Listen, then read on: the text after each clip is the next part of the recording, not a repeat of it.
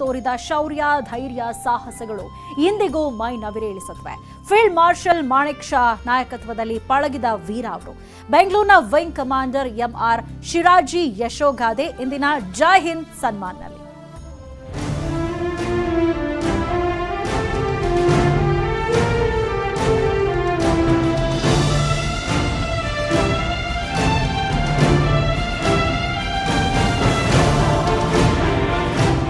ಬೆಂಗಳೂರಿನ ಬಾಲ್ಡ್ವಿನ್ಸ್ ಶಾಲೆಯಲ್ಲಿ ಕಲಿಯುತ್ತಿದ್ದಾಗಲೇ ಆಕಾಶದತ್ತ ಮುಖ ಮಾಡಿದ್ದವರು ವಿಂಗ್ ಕಮಾಂಡರ್ ಎಂಆರ್ ಶಿರಾಜಿ.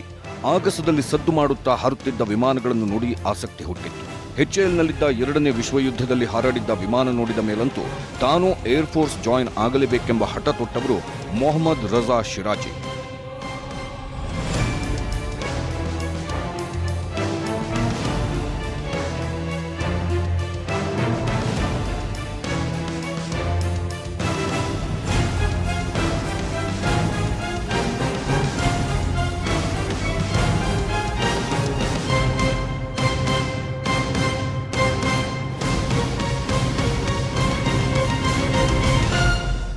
ವಾಯುಸೇನೆ ಪರೀಕ್ಷೆಗಳನ್ನೆಲ್ಲ ಮುಗಿಸಿ 1962ರಲ್ಲಿ ಭಾರತೀಯ ವಾಯುಸೇನೆ ಸೇರಿದ್ರು.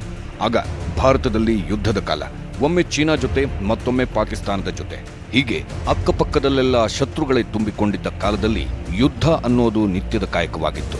1965ರಲ್ಲಿ ಪಾಕಿಸ್ತಾನದ ವಿರುದ್ಧದ ಯುದ್ಧದಲ್ಲಿ ಆಗ ಫ್ಲೈಟ್ ಲೆಫ್ಟಿನೆಂಟ್ ಆಗಿದ್ದ ಶಿರಾಜಿ ಅಪ್ರತಿಮ ಶೌರ್ಯ ಪ್ರದರ್ಶಿಸಿದ್ರು. ಗಾಯಗೊಂಡ ನಮ್ಮ ಸೈನಿಕರನ್ನ ಮರಳಿ ಕರೆತರುವುದರ ಜೊತೆಗೆ ಅಗತ್ಯವಿದ್ದಲ್ಲೆಲ್ಲ ಬಾಂಬ್ ದಾಳಿಯನ್ನೂ ಮಾಡ್ತಿದ್ರು.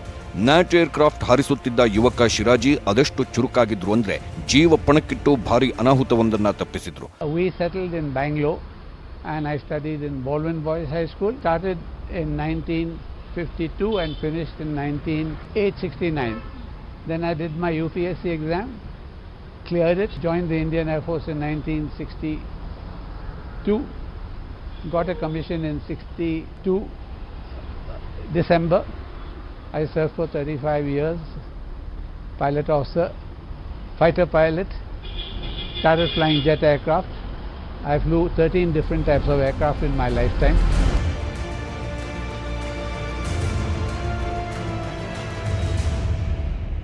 ಆಕಾಶದಲ್ಲಿ ಹಾರುತ್ತಿದ್ದ ಯುದ್ಧ ವಿಮಾನವೊಂದರ ಇಂಧನದ ಟ್ಯಾಂಕಿಗೆ ಬೆಂಕಿ ತಗುಲಿಬಿಟ್ಟಿತ್ತು.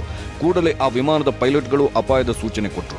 ಮತ್ತೊಂದು ವಿಮಾನದಲ್ಲಿ ತೆರಳಿದ ಬೆಂಕಿ ನಂದಿಸುವ ತಂಡದಲ್ಲಿದ್ದ ಯುವಕ ಶಿರಾಜಿ ಜೀವದ ಬಗ್ಗೆ ಒಂಚೂರು ಆಲೋಚಿಸದೆ ಹಾರುತ್ತಿದ್ದ ವಿಮಾನದ ಮೇಲಕ್ಕೆ ಏರಿ ಬೆಂಕಿಯ ದಿಕ್ಕು ಬದಲಿಸುವಲ್ಲಿ ಯಶಸ್ವಿಯಾದರು. ಅವರೇನಾದರೂ ಅಷ್ಟು ಧೈರ್ಯ ತೋರದಿದ್ರೆ ಇಡೀ ವಿಮಾನ ಸುಟ್ಟು ಕರಕಲಾಗಿರ್ತಿತ್ತು. ಅವರ ಈ ಸಾಹಸಕ್ಕೆ ಅಂದಿನ ರಾಷ್ಟ್ರಪತಿ ಜಾಕಿರ್ ಹುಸೇನ್ ಶೌರ್ಯ ಚಕ್ರ ಪದಕ ನೀಡಿ ಗೌರವಿಸಿದ್ರು. When handed back a lot of territory we captured. Then in 71 a similar thing happened. Another war, Pakistan started. We attacked the harbors. Karachi harbour was set on fire. For about 4 days they didn't see sunlight because we set all the oil tanks ablaze there. The Navy took part, Army took part, Air Force took part. What were you flying then?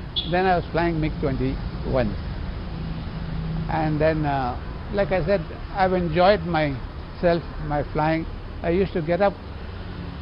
Our kind of punishment for fighter pilots is you're not flying for the next 2 days.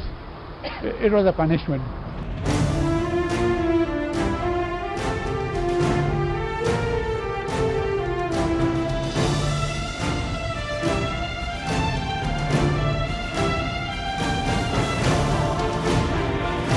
ತಮ್ಮ ಸೇವೆಯುದ್ದಕ್ಕೂ ಅನೇಕ ಕ್ಲಿಷ್ಟಕರ ಸನ್ನಿವೇಶ ಎದುರಿಸಿದ ಧೀರ ಈತ. ತನ್ನ ಇಡೀ ತಂಡವನ್ನ ಸದಾ ಪ್ರೋತ್ಸಾಹಿಸುತ್ತಾ, ಕಡಿಮೆ ಜನರಿದ್ದಾಗಲೂ ಹೆಚ್ಚು ಜವಾಬ್ದಾರಿಗಳನ್ನು ನಿರ್ವಹಿಸುತ್ತಾ ಅತ್ಯುತ್ತಮ ನಾಯಕರಾಗಿದ್ದರು. 1969ರಲ್ಲಿ ಆಗಸ ಮಧ್ಯದಲ್ಲಿ ಉಂಟಾದ ಅಪಘಾತದಲ್ಲಿ ಅವರ ವಿಮಾನದ ತಾಂತ್ರಿಕ ದೋಷದಿಂದಾಗಿ ಪಂಜಾಬಿನ ಭಾಕ್ರಾನಂಗಲ್ ಡ್ಯಾಂ ಬಳಿಯಲ್ಲಿ ಗಂಭೀರವಾಗಿ ಗಾಯಗೊಂಡು ಬದುಕುಳಿದು ಬಂದವರಿವರು. ಇಡೀ ಸೇವಾವಧಿಯ ಶೌರ್ಯಕ್ಕಾಗಿ, ಎಲ್ಲರನ್ನೂ ಒಗ್ಗಟ್ಟಿನಲ್ಲಿ ಇರಿಸಿದ್ದಕ್ಕಾಗಿ ವಾಯುಸೇನಾ ಮೆಡಲ್ ಕೂಡ ಇವರಿಗೆ ನೀಡಿ ಗೌರವಿಸಲಾಗಿದೆ. 35 ವರ್ಷಗಳ ಸರ್ವಿಸ್ನಲ್ಲಿ 13 ವಿವಿಧ ಯುದ್ಧ ವಿಮಾನಗಳನ್ನು ಹಾರಿಸಿದ ಕೀರ್ತಿ ಇವರದ್ದು. 24 ಯೂನಿಟ್ಗಳಲ್ಲಿ ಕೆಲಸ ಮಾಡಿರುವ ಇವರು ಪಾಕಿಸ್ತಾನದ ವಿರುದ್ಧದ ಯುದ್ಧ, ಚೀನಾ ವಿರುದ್ಧದ ಯುದ್ಧ ಮತ್ತು ಬಾಂಗ್ಲಾದೇಶ ಸ್ವಾತಂತ್ರ್ಯ ಹೋರಾಟದಲ್ಲೂ ಭಾರತದ ಪರವಾಗಿ ನಿಂತು ಕಾದಾಡಿ ಗೆದ್ದ ಕೀರ್ತಿ ಇವರಿಗೆ ಸಲ್ಲುತ್ತದೆ. ಇಂಥ ಧೀರ ನಮ್ಮ ಬೆಂಗಳೂರಿನವರು ಎನ್ನುವುದೇ ನಮಗೆ ಹೆಮ್ಮೆ.